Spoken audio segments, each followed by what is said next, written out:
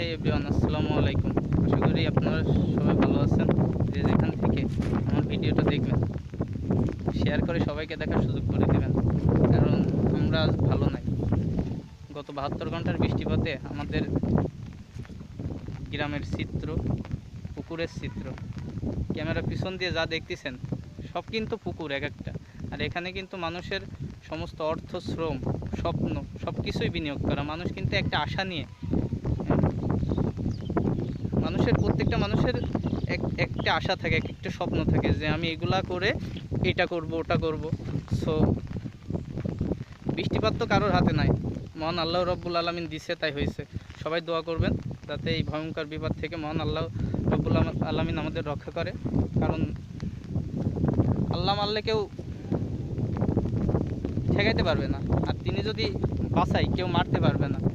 আমি এই বৃষ্টি মাথাতে আপনাদের সাথে শেয়ার করার জন্য ভিডিওটা করতেছি, অনেক কষ্ট নিয়ে করতেছি।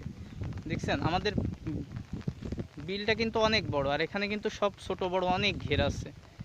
মনে করেন কয়েক কোটি টাকার মাছ মানুষের সবার পুকুরে আছে।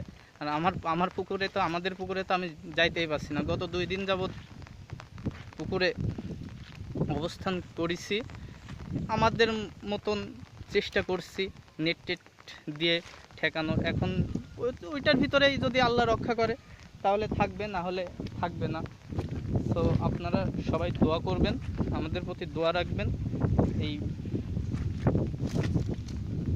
ভয়ঙ্কর সিচুয়েশন থেকে যেন মহান আল্লাহ রাব্বুল আলামিন আমাদের রক্ষা করে। বাতাসের চাপে ছাতি পর্যন্ত উড়ে যাইতেছে। সবাই বেশি বেশি করে ভিডিওটা শেয়ার করবেন। আমার পিছনে শুধু পানি আর পানি।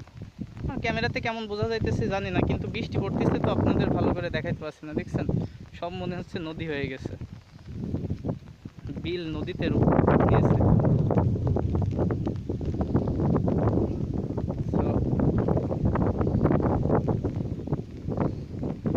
কষ্ট মনে নিয়ে কিন্তু বেশি কথা বলা যায় না, সেজন্য বেশি কথা বলতেও পারছি না। কারণ এক একজনের, আমাদের এই বিলে কয়েক কোটি টাকার সম্পদ, সব এক একটা ঘেরে কারোর 50 লক্ষ টাকার মাছ, কারোর 10 লক্ষ টাকার মাছ, কারোর 5 লক্ষ, যে যেই পর্যায়ের মাছ চাষ করেছে, যে যেই পরিমাণ অর্থ বিনিয়োগ করেছে, কিন্তু প্রচুর টাকার মাছ আছে, বুঝছেন। সো সবাই আমাদের প্রতি দোয়া রাখবেন, আল্লাহর কাছে দোয়া করবেন যাতে এই বিপদ থেকে মহান আল্লাহ রাব্বুল আলামিন আমাদের রক্ষা করে।